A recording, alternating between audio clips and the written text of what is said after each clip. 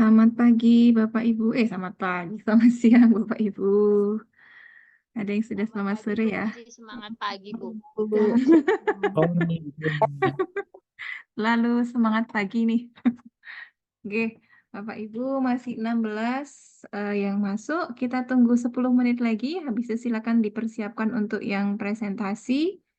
Kemudian siapa yang mau jadi moderator? Gitu nggih. Saya tunggu 10 menit lagi nanti kita Iya, mulai. Bu.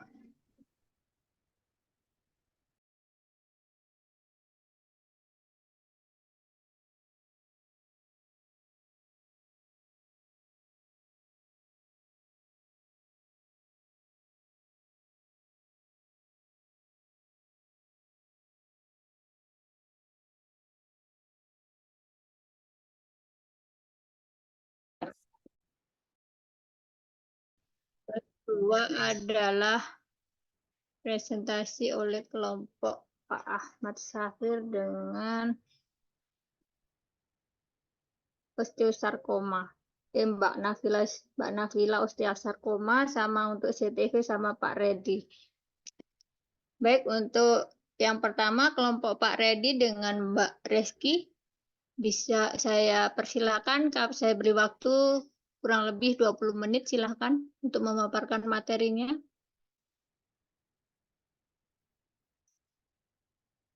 Pak Redi, Mbak Rizky.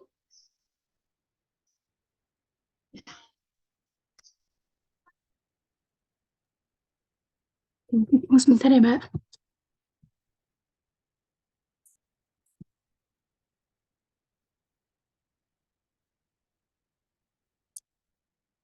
Oke, tampilannya udah ada, Mbak. Sudah, Mbak. Sudah. Udah ada. Kita mulai aja kalau gitu ya. Selamat siang.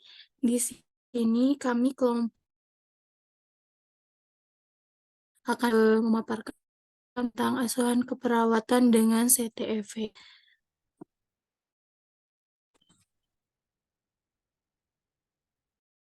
Dari CTEV itu congenital Talipes equinovarus atau clubfoot merupakan suatu kelainan malformasi kongenital yang paling umum. CTEV ditandai dengan adanya perubahan pada 4 struktur utama, yaitu kaki tengah calvus, kaki depan adduksi, tumit varus, dan kaki belakang equinus.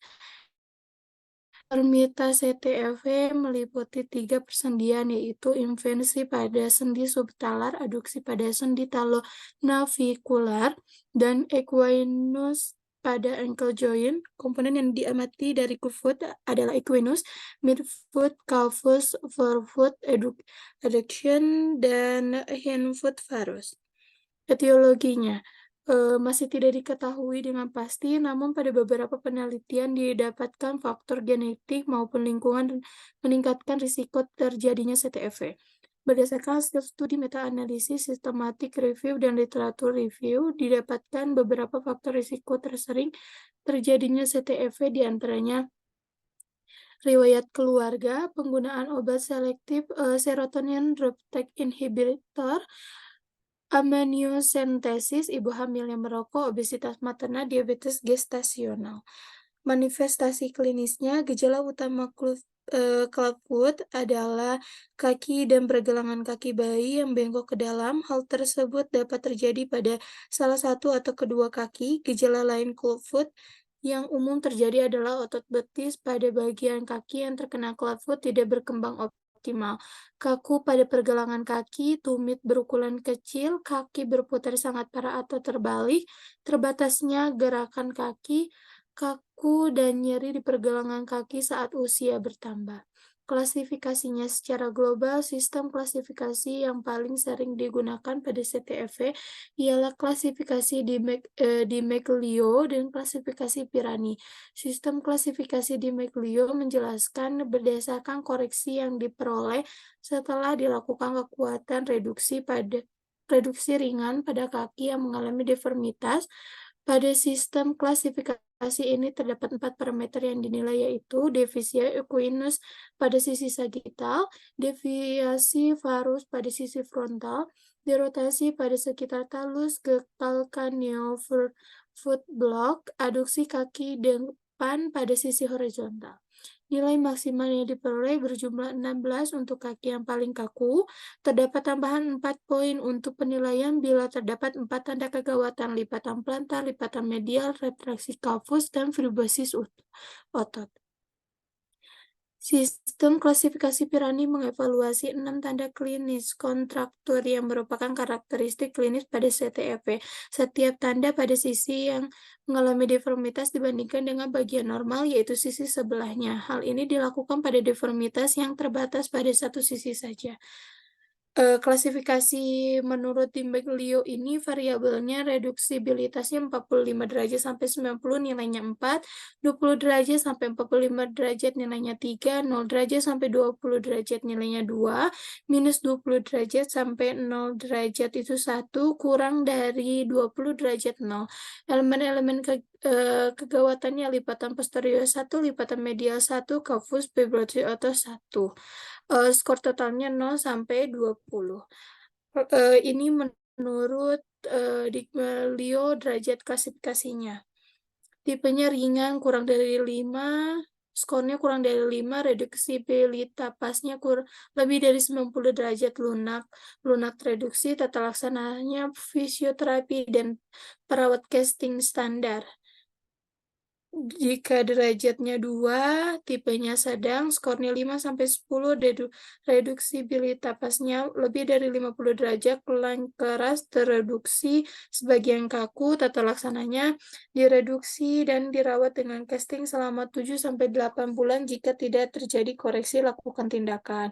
Derajat 3, berat 10-15, kurang dari 50 derajat, keras, lunak, keras, sebagian tereduksi, tata laksananya direduksi, perawatan casting, dan lanjut tindakan operasi. Derajat 4 sangat berat, skornya 15-20, reduksibilitasnya kurang dari 10 derajat, keras, kaku.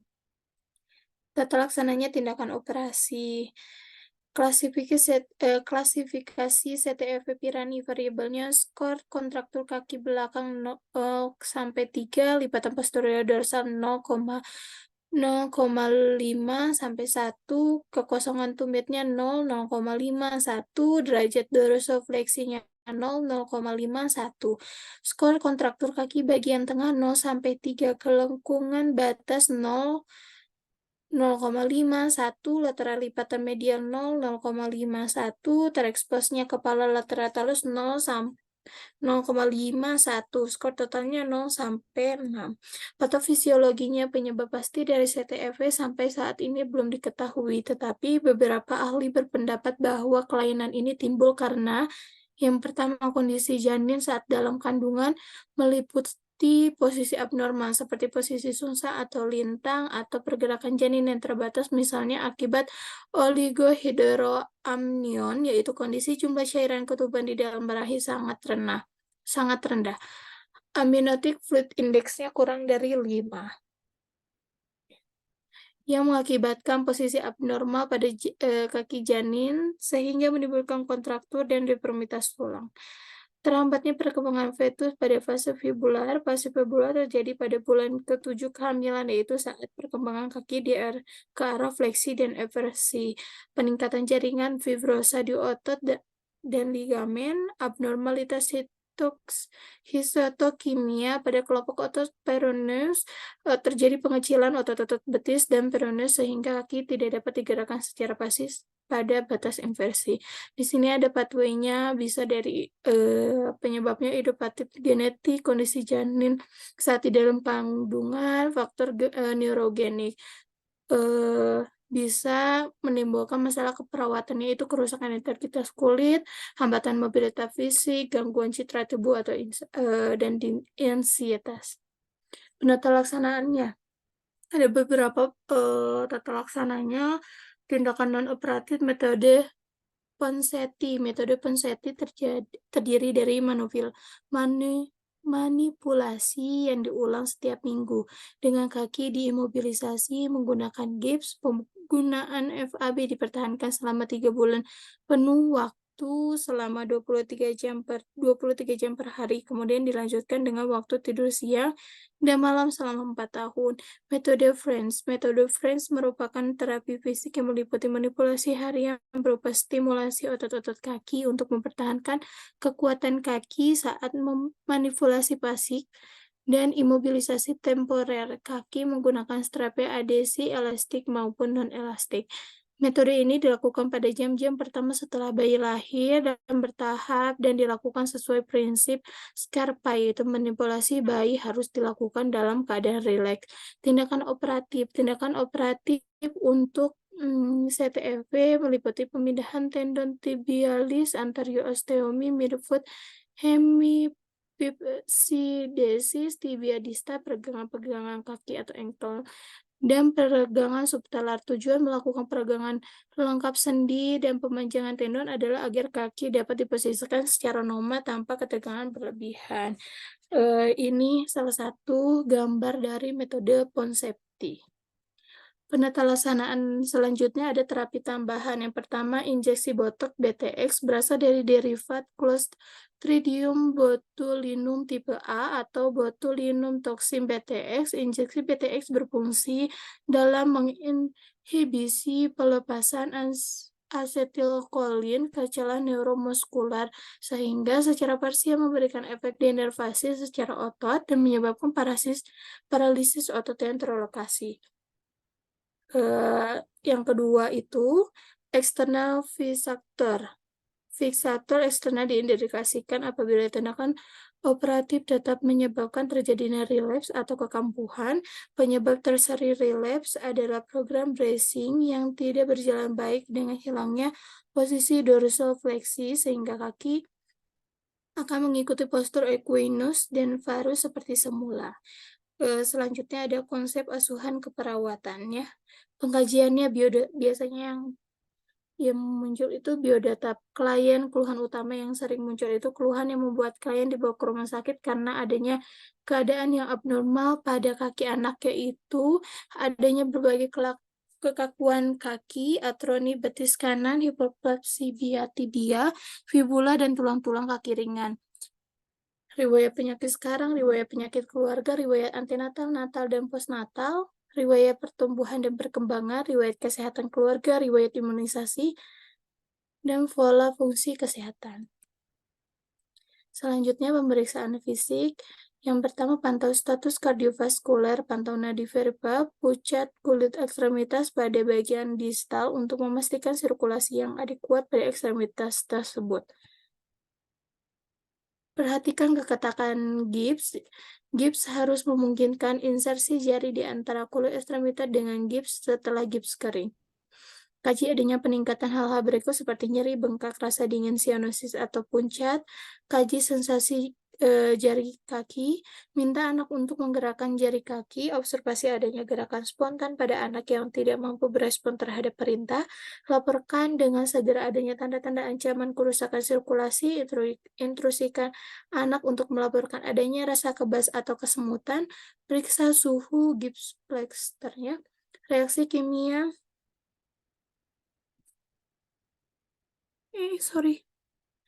meningkatkan panas, evaporasi air yang menyebabkan kehilangan panas, inspeksi kulit untuk adanya ras atau adanya nyeri tekan, inspeksi bagian dalam gis anak, adanya benda-benda yang terkadang dimasukkan oleh anak yang masih kecil, observasi adanya tanda-tanda infeksi, periksa adanya drainase, cium gips untuk adanya bau menyengat, periksa gips untuk adanya bercak panas yang menunjukkan infeksi di bawah gips, waspadai adanya peningkatan suhu, letargi ketidaknyamanan, observasi kerusakan pernafasan gips spika, kaji ekspansi dada anak, observasi frekuensi pernafasan, observasi warna dan perilaku.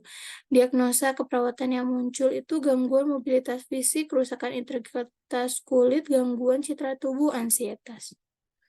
Intervensi keperawatannya yang pertama gangguan mobilitas fisik, tujuan dan kriteria hasilnya setelah dilakukan intervensi keperawatan selama 1 kali 24 jam diharapkan mobilitas fisik meningkat dengan kriteria hasil, pergerakan ekstremitas meningkat, kekuatan otot meningkat, rentak gerak rum meningkat.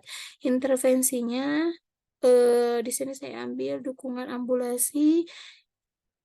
Observasinya, identifikasi adanya nyeri atau keluhan fisik lainnya, terapeutiknya, fasilitas aktivitas ambulasi dengan alat bantu, contohnya tongkat atau kru, fasilitasi melakukan mobilisasi fisik jika perlu, edukasinya jelaskan tujuan dan prosedur ambulasi. Diagnosa yang keduanya gangguan integritas kulit atau jaringan. Setelah dilakukan tindakan keperawatan selama 4 kali 24 jam, diharapkan integritas kulit dan jaringan meningkat dengan kriteria hasilnya. Yang pertama, elastisitas meningkat, hidrasi meningkat, proporsi jaringan meningkat, kerusakan jaringan menurun, kerusakan lapisan kulit menurun, suhu kulit membaik, sensasi membaik, tekstur membaik.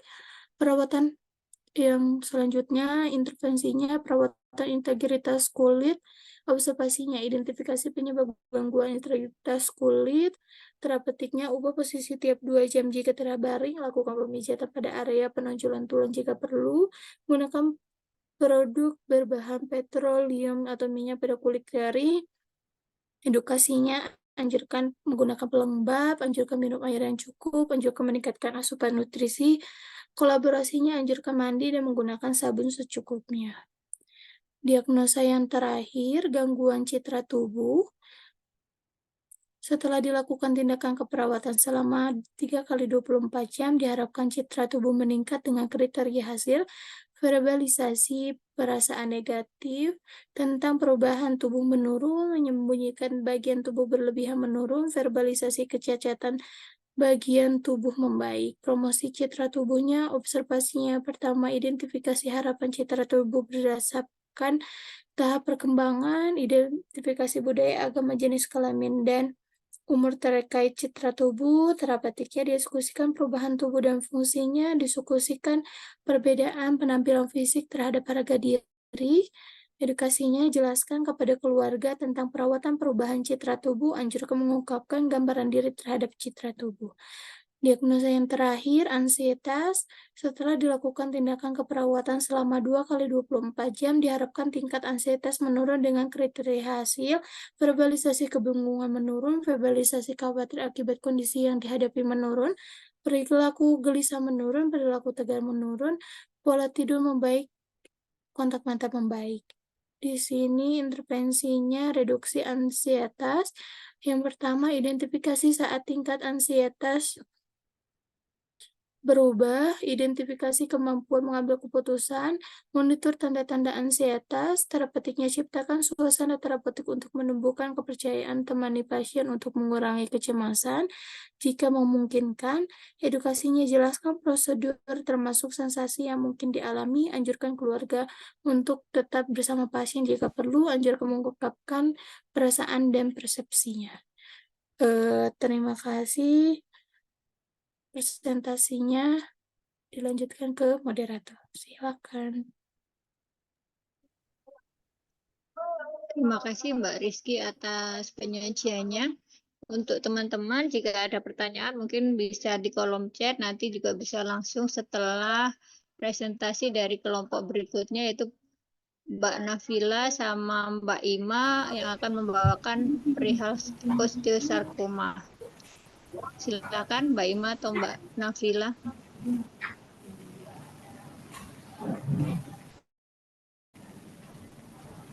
Terima kasih, Mbak. Apakah sudah terlihat? Saya tadi share screen, apakah sudah terlihat? Sudah Mbak. 20 menit ya Mbak. Oke. Asuhan keperawatan osteosarkoma pada anak, osteo tulang ganas yang biasanya berhubungan dengan periode kecepatan pertumbuhan pada masa remaja. Definisi osteosarkoma adalah tulang ganas yang biasanya berhubungan remaja. Osteosarkoma merupakan tumor ganas yang paling sering ditemukan pada anak-anak. Rata-rata penyakit ini terdiagnosis pada umur 15 tahun. Angka kejadian pada anak laki-laki dan anak perempuan adalah sama. Tetapi Maaf pada Mbak akhir masa remaja Nafila, penyakit ini lebih banyak ditemukan. Mbak, PPT-nya Nggih. tidak gerak Siap, nggih? Mbak. PPT-nya masih stuck Tidak gerak ya? nggih. Bentar.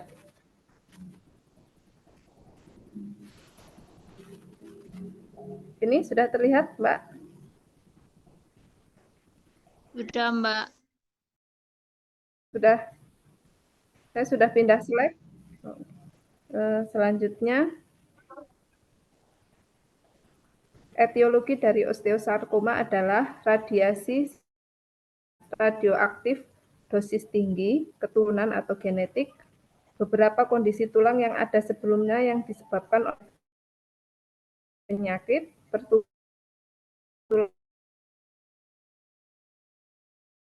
tulang yang terlalu cepat, makanan dengan zat pengawet, merokok, dan lain-lain. Manifestasi klinis dari osteosarkoma, 1. Nyeri dan pembengkakan ekstremitas yang terkena biasanya menjadi semakin parah pada malam hari dan meningkat sesuai dengan progresivitas penyakit. Yang kedua, pembengkakan pada atau di atas tulang atau persendian serta pergerakan yang terbatas. Kemudian, teraba massa tulang dan peningkatan suhu kulit di atas massa, serta adanya pelebaran vena.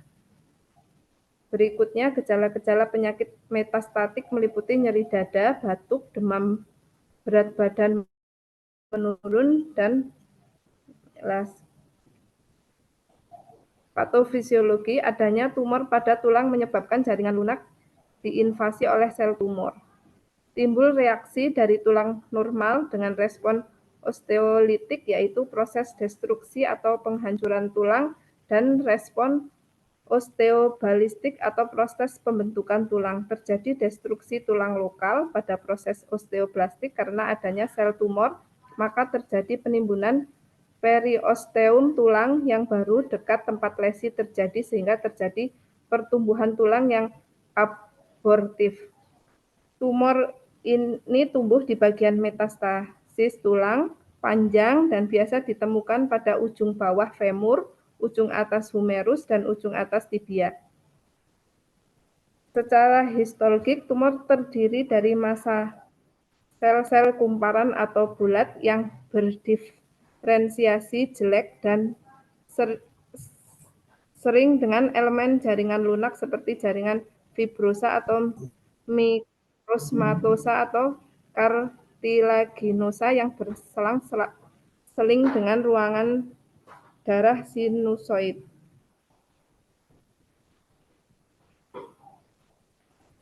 Osteosarkoma merupakan tumor ganas yang penyebab pastinya tidak diketahui. Ada beberapa faktor risiko yang dapat menyebabkan osteosarkoma. Sel berdiferensiasi dengan pertumbuhan yang abnormal dan cepat pada tulang panjang akan menyebabkan munculnya neoplasma atau osteosarkoma. Langkah-langkah pencegahan dan pemeriksaan yang dapat dilakukan: 1. Pemantauan kesehatan, 2. Polusi lingkungan, 3. Gaya hidup sehat, 4. Aktivitas fisik, 5. Pemantauan gejala, 6. Pemeriksaan radiologi.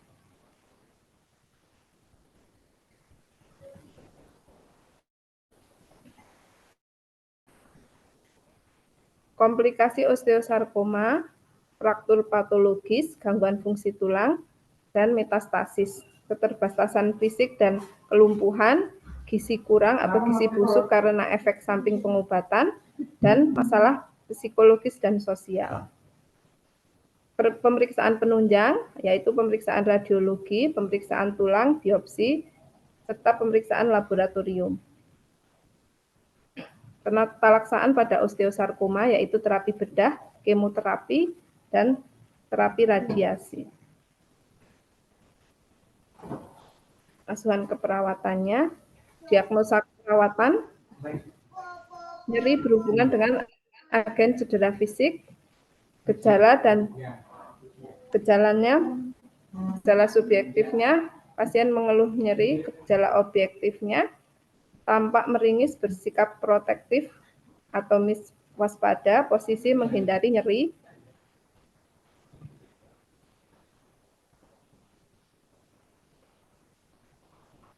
Rencana keperawatannya, setelah dilakukan intervensi keperawatan selama 1x24 jam, nyeri menurun dengan kriteria hasil, keluhan nyeri menurun, gelisah menurun, frekuensi nadi normal. Manajemen nyeri, identifikasi lokasi, karakteristik, durasi, frekuensi, kualitas, dan intensitas nyeri. Identifikasi skala nyeri, identifikasi respon nyeri dan non-verbal, identifikasi faktor yang memperberat dan mempengaruhi nyeri, kontrol lingkungan yang memperberat rasa nyeri. Diagnosa kedua, gangguan integritas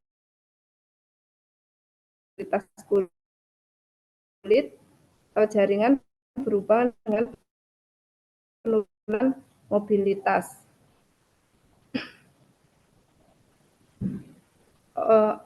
Gejala dan tanda Mayer untuk gejala objektifnya, kerusakan jaringan dan atau lapisan kulit. Setelah dilakukan intervensi perawatan selama 1x24 jam, perfusi jaringan meningkat dengan kriteria hasil, kerusakan jaringan menurun, kerusakan kulit menurun, perdarahan menurun, dan kemerahan menurun atau tanda-tanda infeksi menurun. Perawatan integritas kulit dilakukan dengan 1. Mengubah posisi setiap 2 jam, hindari produk berbahan dasar alkohol pada kulit kering, anjurkan minum air yang cukup, anjurkan memakai lotion, anjurkan meningkatkan asupan nutrisi.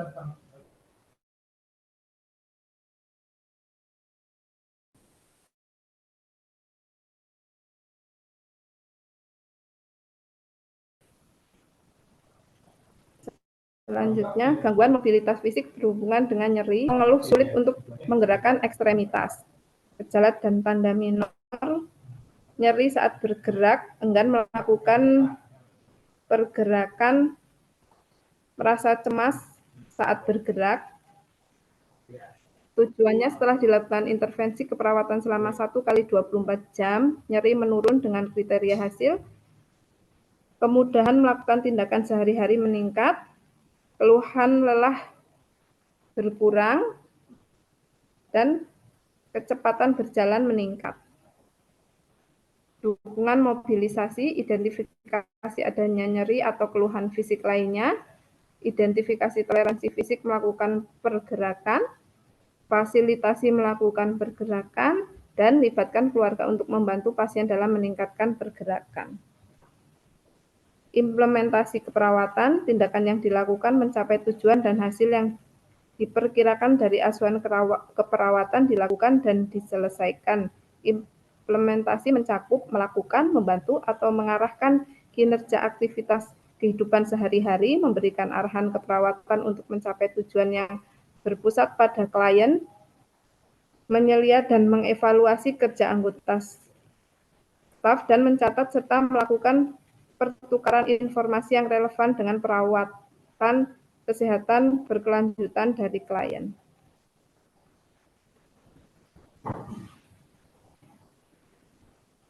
Untuk evaluasi keperawatan, terdapat dua tipe evaluasi keperawatan, yaitu evaluasi formatif dan evaluasi sumatif.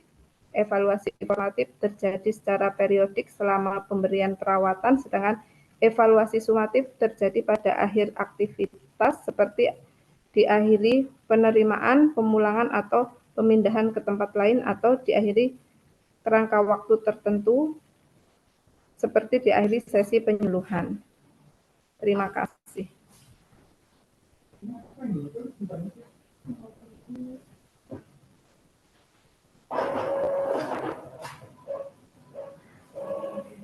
Baik, terima kasih Mbak Nafila dan Mbak Irma atas penyajiannya. Silakan teman-teman jika ada yang mau ditanyakan kepada kelompok CTEV maupun kelompok osteosarkoma, saya persilahkan, baik mau langsung atau chat, silahkan.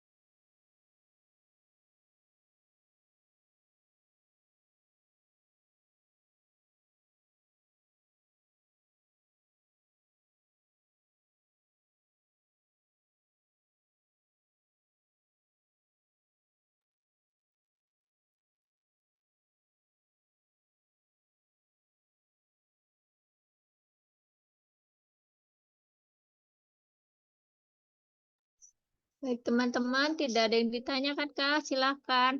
Mungkin saya mau coba bertanya, izin boleh ya untuk kelompoknya Mbak Putri sama Pak Redi. Untuk CTEV ini kan mungkin ada tindakan seperti dilakukan pemasangan gift. Bagaimana perawatan di rumah untuk pasien itu, kita edukasinya ke keluarganya untuk sewaktu pemasangan gift itu apa aja yang perlu diperhatikan. Itu aja mungkin, terima kasih.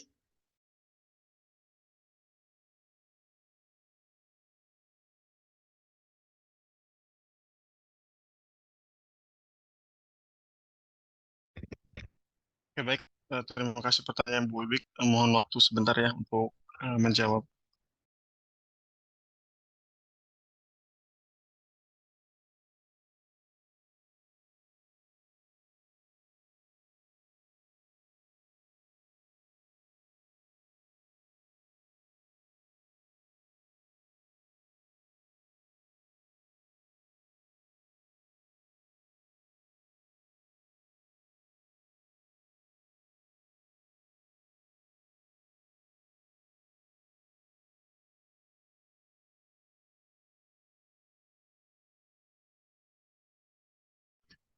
Ya, mungkin saya coba menjawab pertanyaan dari Bu Wibik terkait bagaimana cara perawatan skip di rumah ya untuk apa? Untuk pasien CPIV kepada keluarga ini ya. Yang pertama bisa diedukasi sebetulnya untuk keluarga untuk mengecek peredaran di darah kaki setiap jam selama 6 jam pertama setelah skip dan selanjutnya 4 kali sehari ya. Kemudian dicoba ditekan jari-jari secara lembut dan perhatikan kembalinya aliran darah. Nah, jari-jari ini akan menjadi pucat jika aliran darah ke kaki masih baik ya, secara cepat kembali menjadi merah muda. Ya kayak cek CRT, tapi di apa? Di kulitnya. Jika jari-jari gelap, dingin dan tidak terisi, dari putih ke merah muda, gips mungkin terlalu ketat ya. Jika hal ini terjadi, harapannya keluarga dapat membawa anak tersebut atau bayi tersebut ke fasilitas kesehatan terdekat ya untuk mengecek bagaimana kondisi gipsnya. Kemudian perhatikan level ujung jari-jari dan ujung gips. Jadi jika jari-jari kelihatan melesat kayak masuk gitu ke dalam gipsnya, itu harus kembali juga ke dokter ya atau ke fasilitas kesehatan yang terdekat yang memasang gips tersebut. Kemudian jangan lupa ketika di rumah untuk menjaga gips supaya tetap bersih dan kering ya.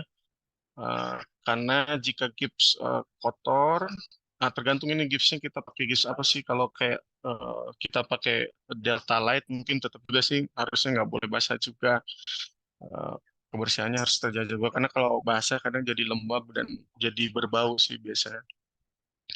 Kemudian gips sebaiknya diletakkan di atas bantal ya atau bantal yang lembut sampai kering dan keras ya. Jadi edukasi keluarganya atau orang tuanya untuk meletakkan posisi bayi terlentang dan letakkan bantal di bawah gips untuk elevasi tungkai sehingga bagian tumitnya keluar sedikit dari bantal. Hal ini untuk mencegah tekanan di tumit yang dapat menyebabkan luka kepada tumit si bayi ataupun anak tersebut. Itu saja mungkin untuk perawatannya di rumah untuk pemakaian gipsnya, Bu Bebek. Ya, terima Ada kasih yang Pak Redi oke, atas jawabannya. oke, sama-sama. Terima kasih Bu Bebek. Selanjutnya di kolom chat ada 2 pertanyaan untuk kelompok osteosarkoma. Yang pertama dari Bu Christine, apakah penyakit osteosarkoma pada anak bisa disembuhkan? Apakah bisa menyebar? Yang kedua, untuk dari Pak Ahmad Sarir, untuk osteosarkoma pada tungkai, apakah lebih baik dilakukan amputasi atau kemoterapi? Untuk kelompok osteosarkoma, silahkan jika sudah mendapatkan jawaban, saya persilahkan.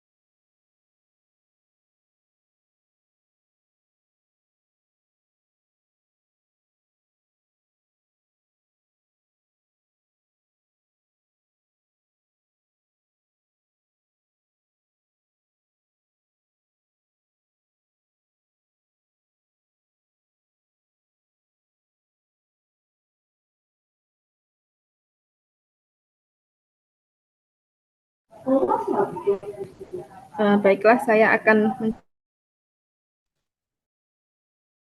mencoba menjawab dari Mbak Christine. Apakah penyakit osteosarkoma pada anak bisa disembuhkan dan apakah bisa menyebar?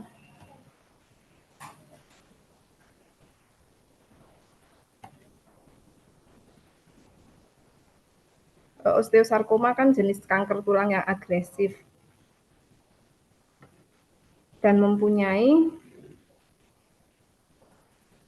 tingkat kesembuhan yang lebih rendah dari kanker lainnya seperti kanker payudara atau kanker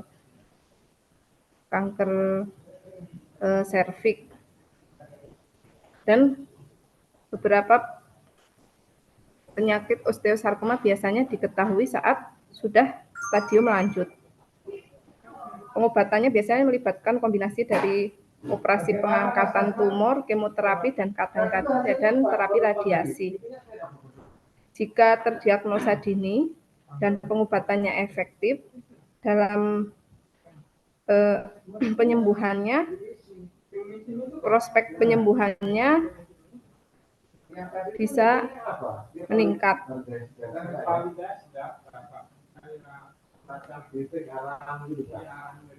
Jadi semakin cepat didiagnosis, semakin cepat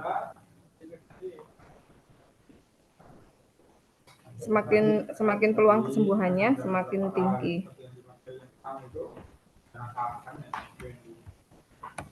Osteosarkoma bisa menyebar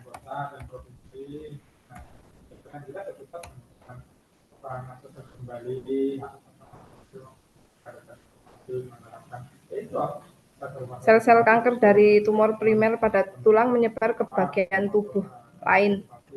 Metastasis terjadi ketika sel-sel kanker memasuki aliran darah atau limfatik dan menyebar ke organ atau jaringan yang jauh dari lokasi asalnya. Metastasis pada osteosarkoma biasanya terjadi ke paru-paru, meski biasanya bisa menyebar ke bagian tubuh lain seperti hati, bahkan penyebarannya bisa sampai ke otak. Barangkali ada masukan dari teman yang lain. Bagaimana Mbak Christine? Baik, terima kasih.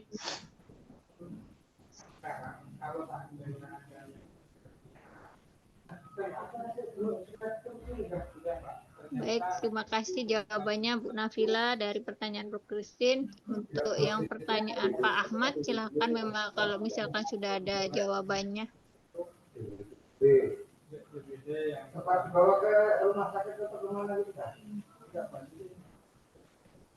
Tadi jawaban dari pertanyaan dari Pak Ahmad untuk osteosarkoma pada tungkai, apakah lebih baik dilakukan amputasi atau kemoterapi?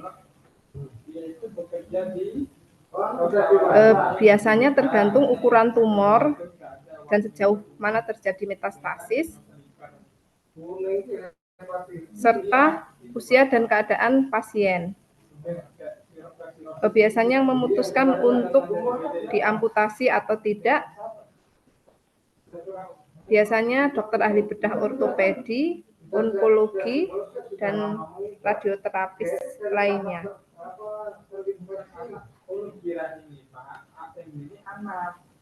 Kalau tumor telah menyebar ke tulang yang luas atau ketika ada risiko besar terhadap fungsi dan keselamatan pasien, amputasi mungkin menjadi pilihan. Biasanya pengangkatan bagian atau seluruh tungkai yang terkena kanker. Dilanjutkan dengan kemoterapi. Begitu Pak Ahmad, apakah ada pertanyaan lain? Boleh menambahkan Mbak Nafila dari pertanyaan Pak Ahmad Syahrir? Oh, monggo silakan Pak. Jadi di operasi atau diamputasi itu kalau sudah metastase ya secara prinsip ya. Kalau begitu berarti nanti malah sudah terjadi yang lebih parah baru dilakukan amputasi, malah berisiko ya. Ya Pak, itu tergantung dari besaran metastasisnya dan biasanya yang memutuskan untuk amputasi atau enggak biasanya dari ahli bedah ortopedi dan onkologi biasanya Pak.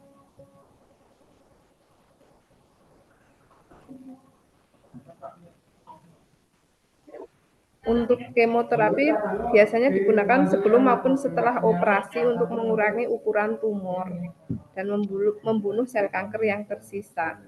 Jadi biasanya memang kolaborasi.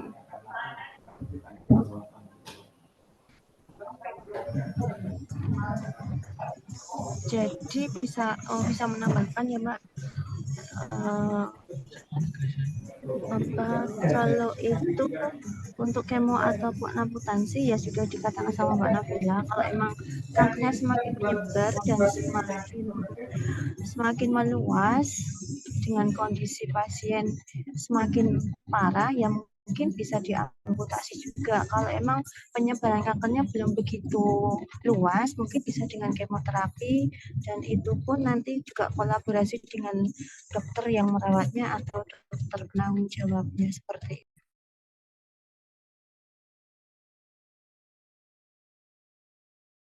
Terima kasih Mbak Ima dan Bu Nafila. Mungkin dari Pak Ahmad, apakah sudah cukup atas jawaban dari teman-teman?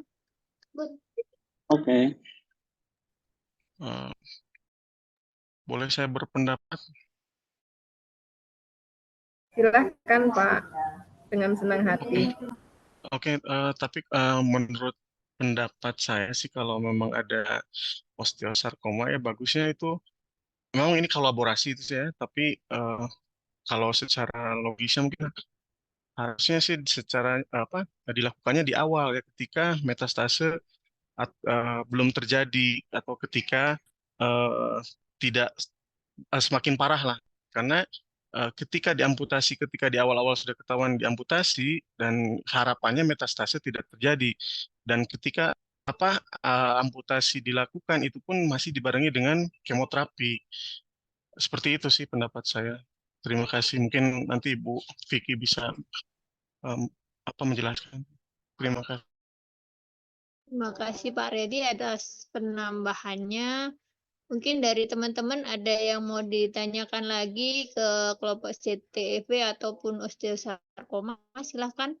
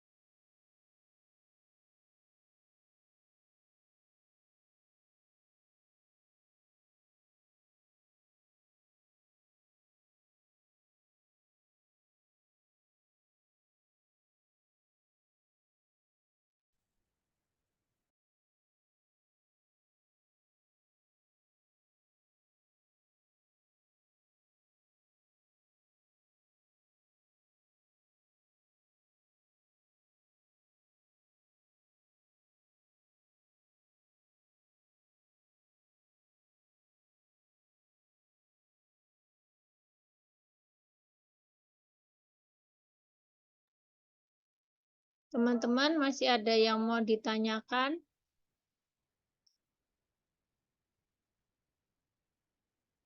Jika memang tidak ada, mungkin saya akan menyimpulkan tadi dari dua presentasi di mana untuk yang kelompok CTV ada satu pertanyaan yaitu bagaimana cara perawatan pasiennya yang sudah dipasang gift. Tadi sudah dijelaskan oleh Pak Redi, mungkin ada di mana kita harus memperhatikan perihal peredaran darahnya, dilakukan pengecekan selama 6 jam pertama, selanjutnya 4 jam sekali. Nah, selain itu juga menjaga kebersihan. Dan untuk yang kelompok osteosarkoma,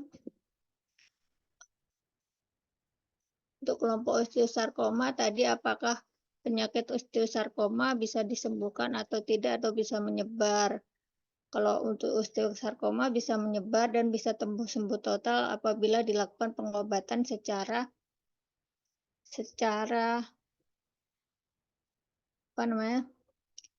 sesuai dengan prosedur yang dijelaskan. Mungkin nanti selanjutnya akan ditambahkan oleh Bu Vicky. Akhirnya untuk presentasi kelompok osteosarkoma dan CTV saya tutup. Terima kasih atas presentasi dari teman-teman dan beberapa pertanyaan yang sudah diberikan. Saya kembalikan kepada Bu Vicky. Waktu dan tempat saya persilakan, Bu. Oke, terima kasih Bu Wiwi yang sudah memimpin diskusi pada hari ini. Biasanya itu pertanyaannya banyak. Ini apa namanya, menguntungkan bagi ini ya, bagi apa namanya, presentator gitu ya. Biasanya pertanyaannya banyak dan beragam gitu ya. Apa mungkin apa namanya, Bapak Ibu sudah paham gitu ya. Oke, tadi untuk eh, presentasi, terima kasih yang sudah presentasi pada hari ini, yang sudah melakukan penyampaian untuk materi CTEV dan materi untuk osteosarkoma. Oke, tadi ada pertanyaan untuk CTEV, bagaimana untuk penata laksanaan CTEV di rumah, untuk CTEV di rumah ketika pasien itu sudah dilakukan penanganan gitu ya. Tadi sudah dijawab oleh kelompok untuk penanganannya. Memang untuk CTEV penanganan di rumah itu sangat diperlukan karena untuk menjaga gips tetap kering, jangan tidak boleh menggunakan tidak boleh terkena air gitu ya, menjaga agar tetap kering karena kalau kering maka menghindari dari infeksi. Kemudian benar monitor aliran darah pada kaki. Jadi kita lihat apakah ada aliran darah dan ada gerakan gitu ya, berarti itu aliran darahnya dia masuk ke perifer. Kemudian dilihat lagi adalah untuk ininya ya, untuk lihat ujung jari kaki. Selain itu, selain untuk monitor juga dilihat apakah adanya gerakan nadi atau tidak gitu ya. Itu sudah dipastikan bahwa oh kalau misalnya ada gerakan di kaki kemudian ada respon berarti masih ada nih, masih bagus untuk aliran darah sampai ke perifer di bagian kaki. Kemudian untuk CTEV itu sebenarnya bisa dilakukan penyembuhan. Karena CTEV itu hanya sebagai bukan penyakit yang ini bukan kongenital, tetapi adalah penyakit yang karena boleh dikatakan adalah ini karena faktor lingkungan dan juga faktor genetik gitu. Karena di sini juga kalau misalnya faktor lingkungan pun juga kadang bukan merupakan etiologi karena ini adalah faktor resiko gitu ya. Genetik juga mempunyai andil yang besar gitu ya untuk pasien mengalami CTEV, tapi lingkungan pun juga ada juga ya karena terkait dengan perkembangan dari bentuk dari kaki.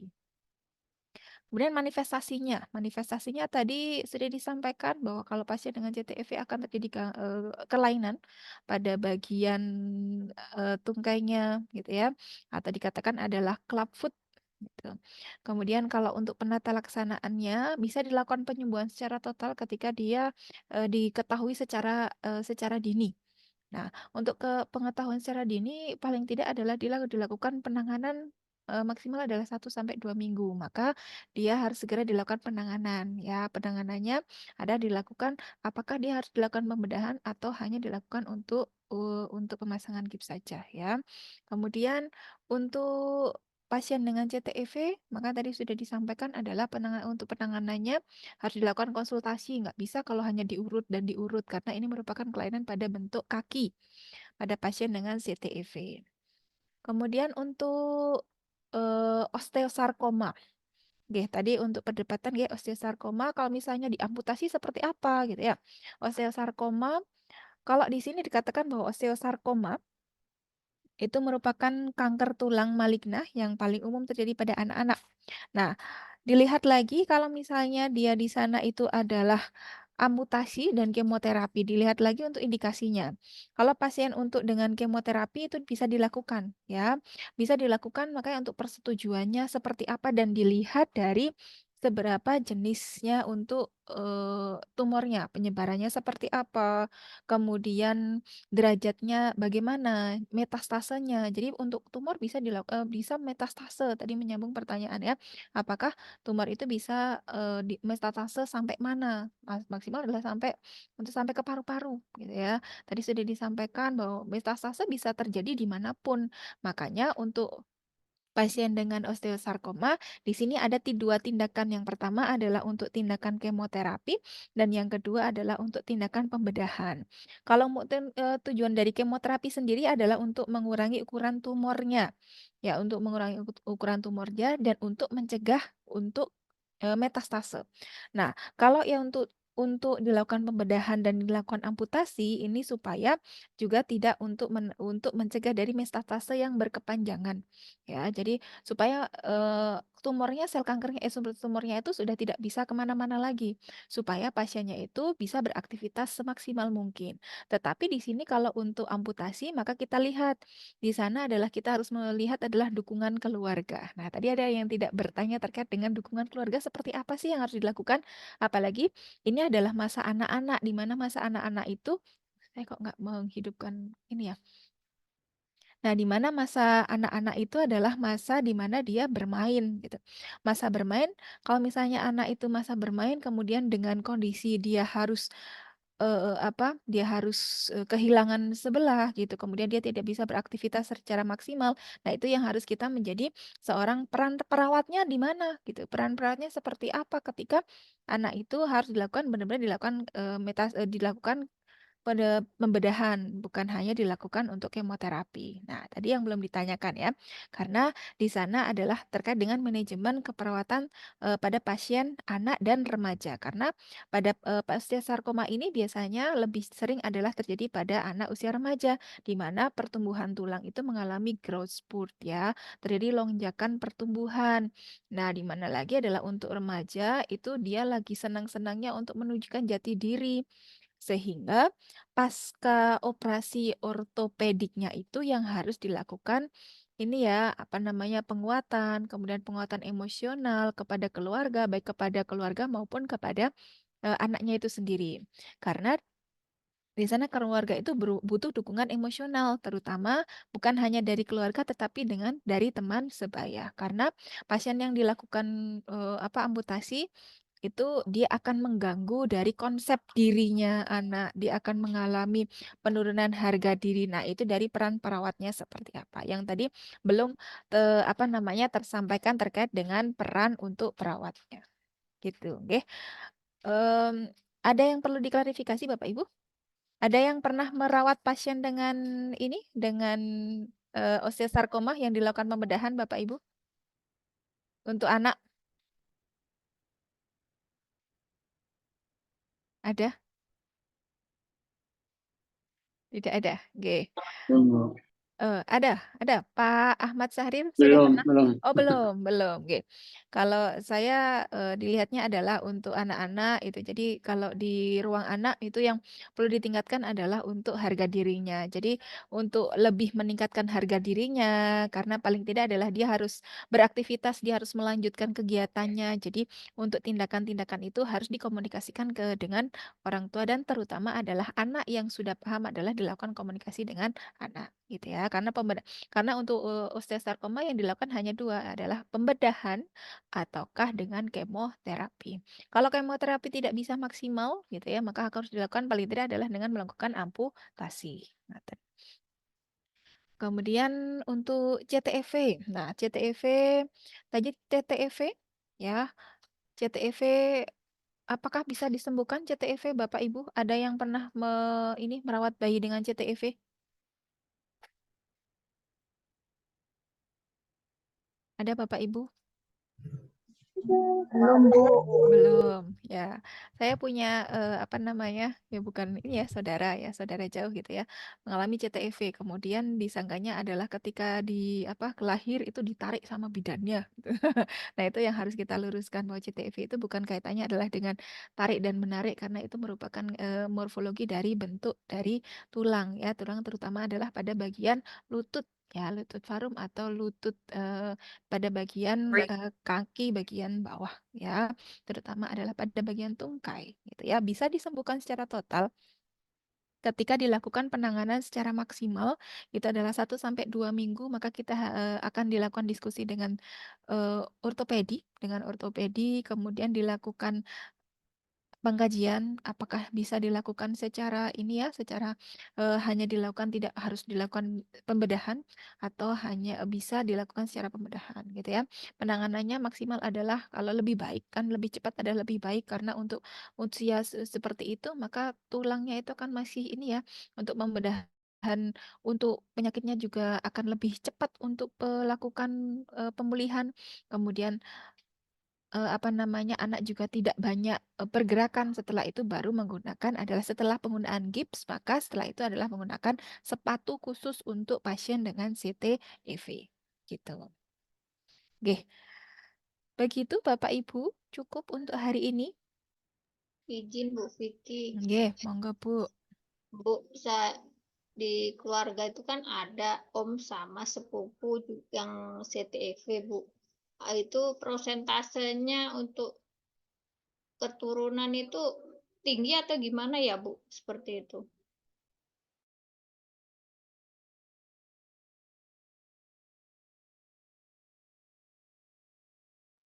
Nggih, untuk presentase CTEV kalau dilihat tadi untuk, presentase itu kalau dilihat di sini kalau seperti itu kan belum tentu presentasenya seperti apa gitu ya, Bu. Tapi untuk ini kontribusinya adalah lebih identik adalah ke lingkungannya. Kalau untuk genetik itu kita nggak tahu nih karena ini adalah untuk faktor genetik itu lebih ke ini ya, apa namanya, belum ada penelitian secara langsung, tetapi paling tidak adalah kita harus memelihara, kita harus melakukan pencegahan secara dini untuk terjadinya kalau sudah, ayah dan ibunya mengalami, apa namanya, sebelumnya, maka genetik ini nanti paling tidak dengan melakukan pencegahan secara dini, gitu. Kalau dilihat berapa persennya itu kalau untuk penyakit kan kita nggak tahu ya, Bu. Kecuali kalau memang ini adalah benar-benar penyakit adalah genetik, tetapi ini hanya digunakan adalah untuk presentasenya atau dia adalah bukan etiologi secara langsung, tetapi adalah faktor resikonya, gitu. Itu, ataukah kelompok menemukan sesuatu? Atau berkaitan dengan genetik tadi, Bu Wiwi yang bertanya, ada nggak? Ada nggak dari kelompok?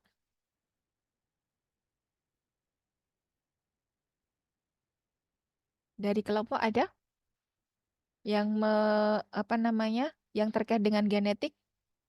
Seperti apa?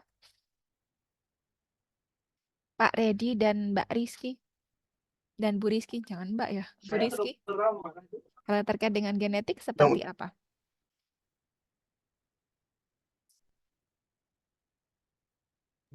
Bentar, Bu. Oke. Kalau dari saya seperti itu. Jadi kita belum tahu kalau genetik, kecuali kalau memang ini adalah untuk faktor yang genetik, penyakit yang dari benar-benar genetik gitu ya diturunkan.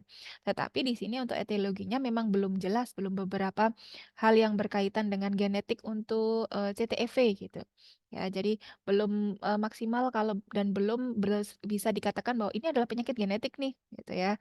Jadi ini hanya untuk penyakit yang faktor resikonya bisa dilakukan, bisa berkaitan dengan faktor genetik dan faktor lingkungan. Gitu. Gitu Bu Wiwi. Pak Redi mau menambahkan? Kalau anaknya CTEV nggak Bu Wiwi?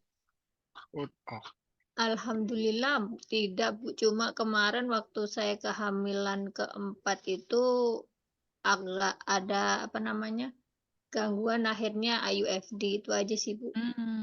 Oke. Oke. Pak Redi mau menambahkan? Monggo. Kalau untuk di jurnal ini sih Bu yang tentang apa CTFV dari Arif Setio Pambudi sama Diah Purnani terkait dengan apa etiologi memang benar sih dapatkan dari faktor genetik maupun lingkungan ya. Kalau yang untuk tadi yang ditanyakan berapa persennya itu ya Bu ya? Ya, betul. Apakah kalau misalnya dia itu apa orang tuanya itu adalah genetik, kemudian apakah dia bisa mengalami CTEV juga gitu? Karena di sini yang disebutkan adalah idiopatik genetik gitu, yang seperti apa gennya seperti apa gitu ya. Jadi masih idiopatik masih belum apa namanya belum dikatakan bahwa ini adalah untuk penyakit genetik. Oh, kalau yang di riwayat keluarga sih kan berdasarkan hasil penelitian yang menyatakan bahwa keluarga dengan riwayat CTEV terutama pada keturunan pertama itu lebih berisiko dibandingkan keturunan kedua karena beberapa protein genetik terlibat dalam kejadian CTEV seperti HOX, STS, PITX1, PBX4 dan RBM10. Faktor genetik ini umumnya mempengaruhi pembentukan faktor transkripsi yang berperan dalam proses pembentukan kaki dan sering dijumpai pada CTEV. Gitu sih, Bu. Oke, terima kasih Pak Redi. Ibu Rizky mau menambahkan? Ibu Rizky Putri Utami.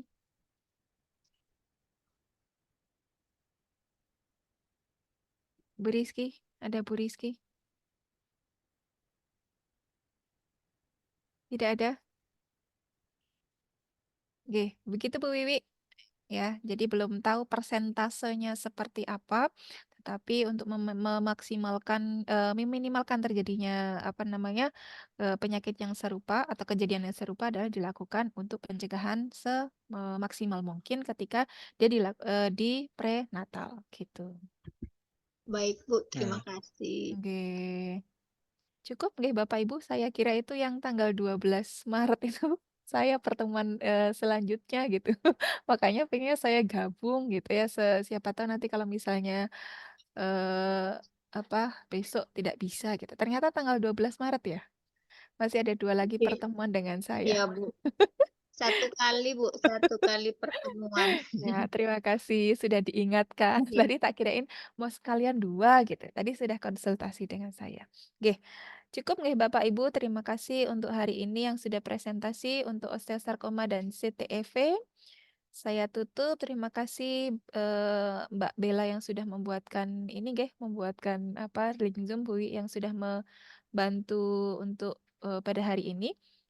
Terima kasih Bapak Ibu, selamat sore, semoga bermanfaat. Wassalamualaikum warahmatullahi wabarakatuh. Waalaikumsalam warahmatullahi Waalaikumsalam warahmatullahi Terima wabarakatuh. kasih, Bu. Terima kasih Bu Vicky. Selamat Terima kasih, Bu. sore.